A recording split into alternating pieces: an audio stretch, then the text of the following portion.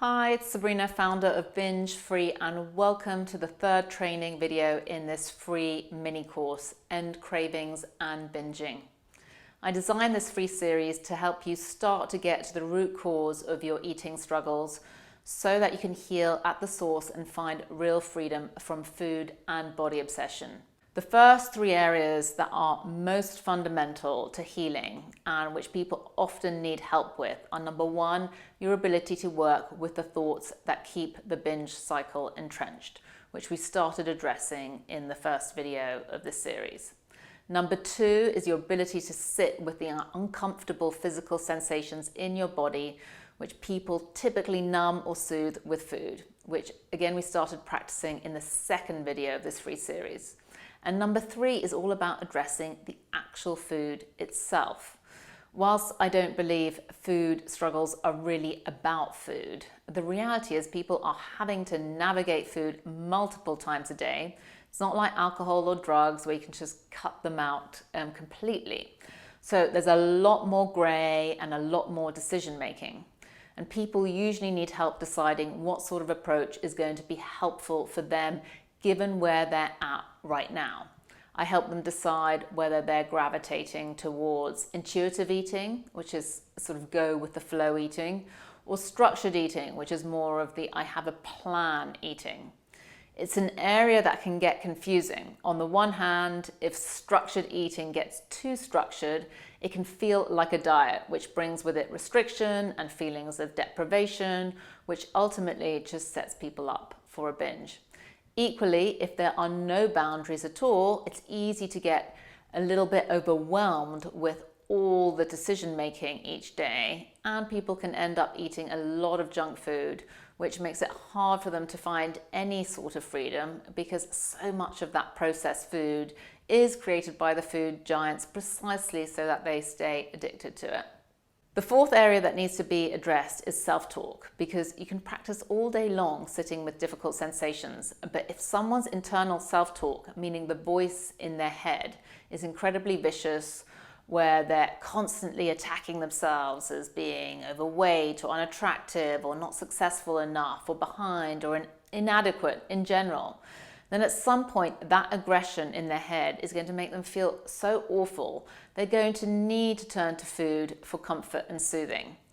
The way you talk to yourself is really, really important. It usually involves a bit of work to change that voice because it's often some version of an internalized parental voice, meaning some version of the messaging that you received when you were young.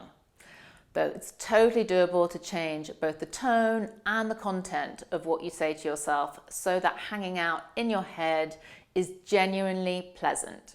The fifth area that needs to be in place is community. Most people's first instinct is to try and heal their eating struggles on their own, usually because there can be a fair amount of shame around what we're doing with food. We want to disappear into a cave, figure out the food and the weight piece, and emerge all fresh and sparkly and new without anybody ever knowing about what was going on for us.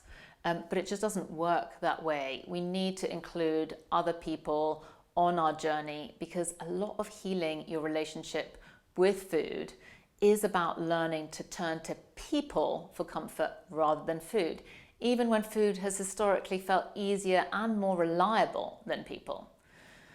But it can be hard to find a community who really get you and know how to support you in a way that's actually helpful. Sometimes food struggles aren't taken very seriously because, hey, it's just donuts and pretzels, right? Sometimes we don't know what or how much to say to family members or friends or spouses, and which people are actually safe people to rely on. Even for those who work with a therapist, that's usually an hour or two a week max, and that leaves a lot of minutes and hours each day that may feel challenging. So knowing how to build a real support network so that you always have someone who really gets it to text or to reach out to when things feel difficult is crucial. The sixth foundation is all about movement, formerly known as exercise. In healing the body, we're addressing the mind-body connection, and part of that is finding ways to move the body. not the stereotypical idea of exercise, which can be associated with pushing and forcing. This is more about tapping into a sense of flow and enjoying the way you move your body.